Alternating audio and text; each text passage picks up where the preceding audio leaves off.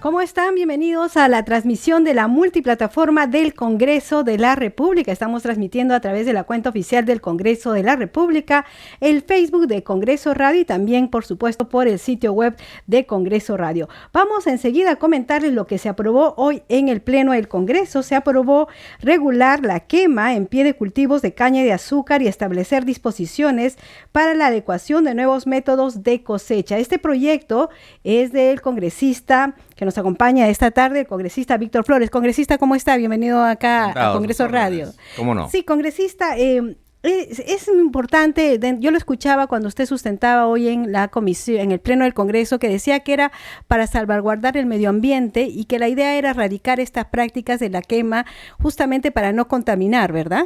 Le agradezco su calidad de información que tiene. En realidad sí es cierto, ¿no? O sea, pero no solo eso, ¿no? Porque no podemos dejar de decirlo.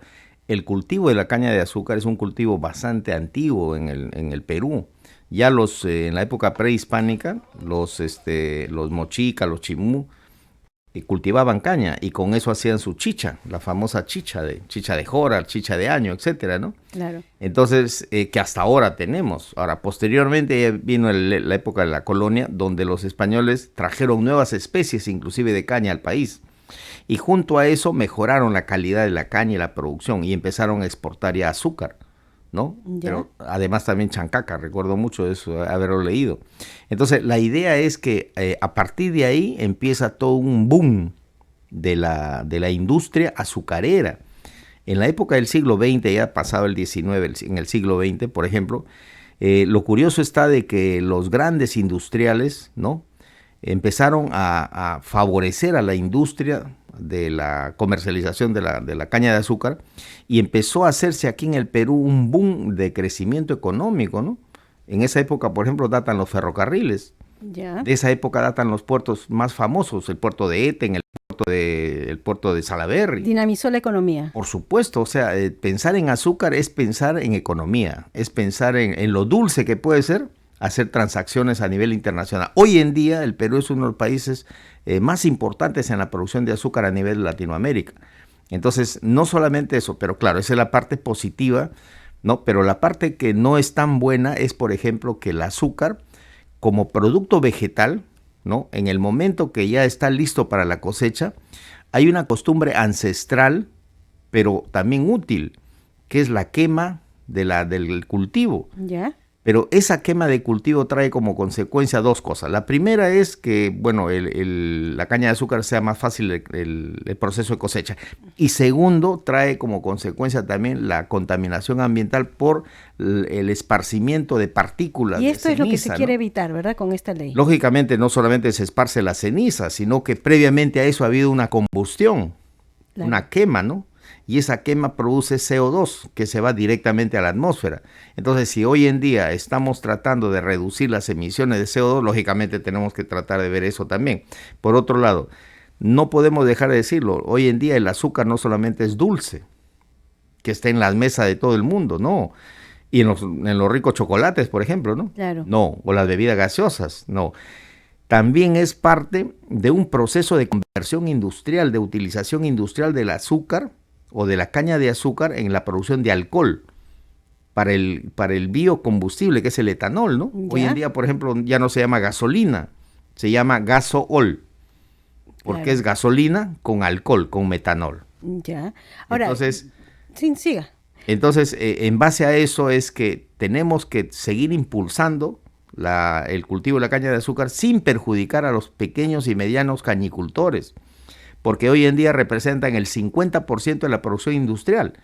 Claro, yo justamente escuchaba en el Pleno del Congreso que decía que lo que se quería era ver que haya una adecuación, ¿no?, para cambiar este sistema de cosecha Claro. a otra manera y que esto debería ser para los agricultores, pero también para los que se dedican a la agricultura familiar, ¿verdad? Entonces, ¿es diferente? ¿Es específico? No, es parte del mismo tema. Lo que sucede es lo siguiente. Una vez que la caña está para cosechar, ¿no?, hay una forma de cosecharla en verde, sin quemar la, digamos, la Esa plantación sería la de caña. alternativa, digamos. ¿Por qué? Porque al quemar la plantación de caña también ha habido accidentes ecológicos, ¿no?, de incendios forestales bastante grandes. Ok. Entonces, hay esa alternativa doble, ¿no? O lo cosechan en verde o se sigue quemando la caña de azúcar. Pero para cosechar en verde tiene que ser una variedad especial de caña. Yo le agradezco este espacio porque me permite desarrollar mejor la idea, ¿no? Claro. Entonces tiene que ser una variedad de cultivo de caña de azúcar diferente. Porque la caña de azúcar que hoy en día tenemos crece de manera desordenada, vamos a decir. A ras del suelo, torcida, qué sé yo. La caña especial para el cultivo con maquinaria es una caña, digamos, que crece perpendicular al suelo. Ya. Entonces, esa caña es fácil de cosechar. Ahora, las máquinas cosechadoras son bastante caras, superan el $1.000.000. ¿Y es viable Entonces, hacer eso acá? los cañicultores pequeños y medianos no están en condiciones de comprar una máquina para cosechar solamente una vez al año, porque el cultivo de caña de azúcar tiene otra particularidad. Solamente rinde una vez al año. Entonces, ¿qué hacer? Bueno, habrá que hacer pues asociación de agricultores para poder comprar una máquina y compartir el uso, etcétera. Pero lo más importante de la ley es que establece una gradualidad de aquí en los años que vienen, para que poquito a poquito los pequeños y medianos cañicultores se vayan adecuando a esto. O sea, un plan de adecuación y una gradualidad. Claro, es obligatorio, o sea, es mandatoria la ley en ese caso. Claro, y se ha hablado de que justamente este plan serían los responsables de elaborarla el Ministerio de Desarrollo Agrícola. Por supuesto, Agrario, Ministerio de Agricultura, OEFA, Medio Ambiente. El Ministerio de Ambiente también, ¿no? Y posiblemente también el CENAMI, porque también tenemos que tener en cuenta que el CENAMI tiene mucho que ver con el tema de los vientos. Hoy en día, también estacionalmente, para la cosecha de caña, tenemos que tener en cuenta el ritmo, la fuerza y la dirección de los vientos. Claro. Y eso le correspondería, por ejemplo, a CENAMI, ¿no? Claro. Se ha dado un plazo, ¿no? En caso de que se apruebe, que no que el Ejecutivo le dé viabilidad y lo promulgue, se ha dado un plazo para elaborar este plan, ¿verdad? 180 días, sí.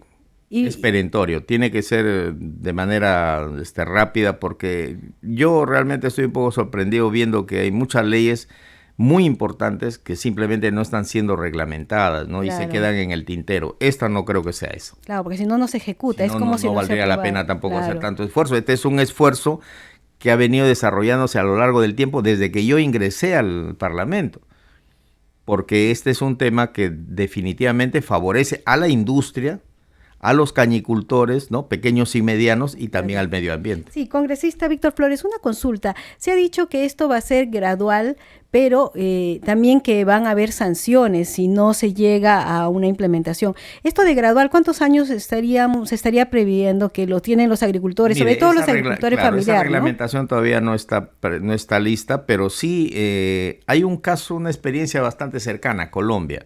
En Colombia la gradualidad es entre 15 y 20 años. Ah, ok. O sea, estamos hablando de una gradualidad con bastante flexibilidad para que los agricultores se vayan preparando en el tiempo, sobre todo, no nos olvidemos, en el cambio de la variedad de caña, porque me parece que es una caña jamaiquina, no tengo el formato en este momento, pero me parece que es una caña de Jamaica. De la variedad de Jamaica, ¿no? Entonces no se llama Jamaica. Entonces la idea es que también los cañicultores pequeños y medianos, siempre hablando de pequeños y medianos, los grandes cañicultores, o sea, digamos lo que ahora son las empresas azucareras o las empresas agroindustriales, promulgada la ley, ya están obligadas a cumplir. Ah, ok. Este plazo, digamos, si seguimos el ejemplo del otro país, tomaría 10 años, poco más. Más de 15. Claro, para que se organicen y puedan ver. Pues estamos pensando sobre todo... vayan haciendo el cambio de la variedad de caña, ¿no? Porque no es la misma. ¿Y tendrán los mismos resultados? O sea, ¿no se verá afectada su comercialización? No, ni tampoco la cantidad de azúcar que se extrae, ¿no? Es como tener un limón de Piura y un limón de la selva. Los dos son riquísimos en cantidad de ácido, ¿no? Ah, ok. Bien, y yo me imagino que ya, como usted dice, una vez que se dé la ley, las grandes productoras van a tener que cumplirla. ¿Cuáles son las sanciones? Porque se ha visto también en este proyecto de las sanciones. No tengo, digamos, pero sí va a haber sanciones. Eso va a ser reglamentado, ¿no? Y sobre todo eso le compete a la OEFA, ¿no? Que es un organismo fiscalizador. Ya. En este caso. O sea, está contemplado que sí haya sanciones, pero digamos que eso se tiene que determinar con el reglamento. Claro, la idea es también la idea es no matar la gallina y los huevos de oro, como yo digo. Claro. Porque de nada serviría poner un sistema draconiano de sanciones y multas, ¿no? cuando de repente pues eso no favorece a la industria, sino más bien retrasa, paraliza y anula. Claro. No, tiene que ser algo gradual también, ¿no? Gradual, sensato y a la vez también importante para favorecer la economía. Estamos hablando de la economía nacional, o sea, estamos hablando de dinamizar la economía. No estamos hablando, digamos, de un sector pequeño, es un sector agroindustrial muy importante, ¿no? También se ha hablado que se recomienda que haya campañas de concientización, que se le pueda explicar, así como nosotros estamos haciendo ahora, explicarle justamente a las personas que están realizando esta producción, ¿verdad? Sí, yo creo que sí. Incluso tuvimos 2 audiencias públicas en Trujillo donde recibimos ya en la elaboración de este proyecto de ley, ahora ley, ¿no? Esperemos que se publique lo más pronto posible. Que no la observen. No, ya no, pues ha regresado con observaciones del Ejecutivo en la autógrafa última que ha sido presentada. O sea, no es una insistencia. No es propiamente una insistencia. Tampoco es un allanamiento. Ya. No, es un nuevo texto de ley donde se han recogido todas las ideas por eso que se ha votado en 2 veces. Claro, eso es lo que vi ahora, que se votó 2 veces. Se volvió a votar por la ratificación de la ley. O sea, se ha tomado en cuenta las recomendaciones del Ejecutivo. Y también de la Comisión en un análisis más profundo del tema. Ah, perfecto.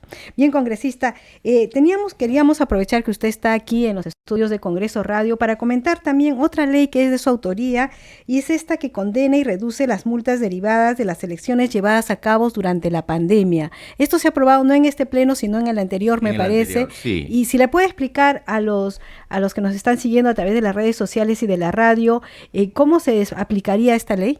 Bueno, de manera bastante precisa, ¿no? Para no entrar en detalle ni tampoco en confundir un poco a la audiencia, ¿no? Claro. De manera precisa es que todas las personas, ciudadanos, que han tenido que votar, ¿no? En esas elecciones y no han podido por temas relacionados al COVID. Entonces, la fundamentación es el COVID.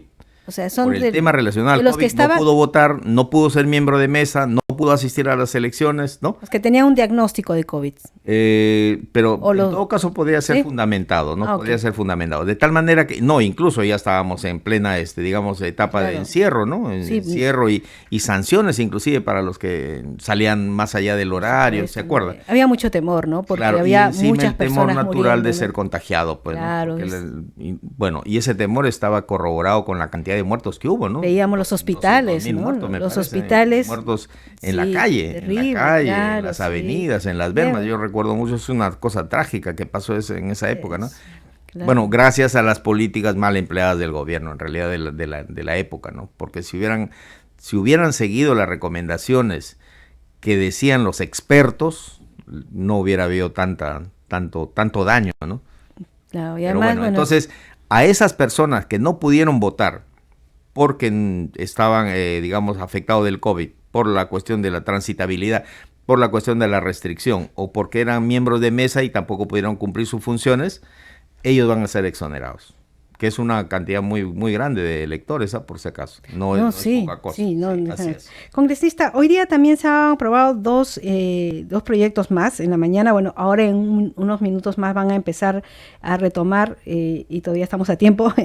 Es el tema de que el Pleno aprobó el nombramiento progresivo de personal de administrativo CAS en el sector salud, pero también se ha declarado de necesidad pública la construcción de puente carrozable que une poblados del Braen. Esto también se ha aprobado.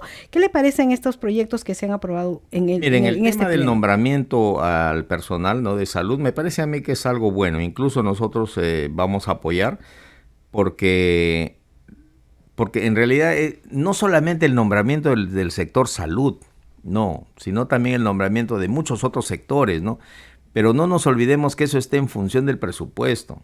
Claro. Y el personal de salud o de cualquier otro sector tiene que enterarse, no entender, sino enterarse de que cualquier aumento sustantivo, progresivo o parcial del salario está en función de la caja, está en función, digamos, del presupuesto de la nación. Que se está debatiendo ahora en el Congreso, por supuesto, ¿no? Uh-huh. Por supuesto. Entonces, eso por un lado, que es buena, es una medida buena, muy bien, perfecto. Restablece derechos o le da reivindicaciones al sector salud, muy bien, y estamos de acuerdo con eso, ¿no? Pero siempre detrás de eso hay que ver de dónde sale ese dinero para poder pagar a todo el sector que va a ser reincorporado, que va a ser nombrado, ¿no? O sea, todo eso, o que están necesitando reivindicaciones, que también hay algunos sectores que están incluso en huelga. Sí. Muy bien. Sí. Y con respecto al puente, ¿no? En realidad todo lo que sea infraestructura... La construcción de puente carrozable para poblados del Braille. Yo, para sus miles de escuchas, en realidad yo, desde el punto de vista de la infraestructura del país, estoy 100% a favor. Porque eso es parte de la reforma de segunda generación. La reforma de primera generación del Estado se dieron en la época de Fujimori, que son el cambio de modelo económico, la readecuación del país en un modelo económico que traería, que nos ha traído, que estamos en eso, desarrollo, crecimiento, y nos alejaba del Estado pues controlista, estatista o del camino de Venezuela. Si no hubiéramos hecho esa reforma de primera generación y cambio de modelo económico, ahorita seríamos Perú-Suela. Ay, qué terrible. ¿No? Entonces, felizmente no sucedió eso. Entonces, en conclusión, hoy en día somos un país totalmente diferente, con la fuerza del mercado, digamos, con mucha libertad para comprar y vender. Y es más, ellos, por ejemplo, en Venezuela se quejan que en los supermercados no hay productos. ¿Por qué? Porque el Estado socialista, controlista, simplemente desabastece la energía, la mano invisible de la economía. En cambio, a nosotros no sucede eso, ¿no?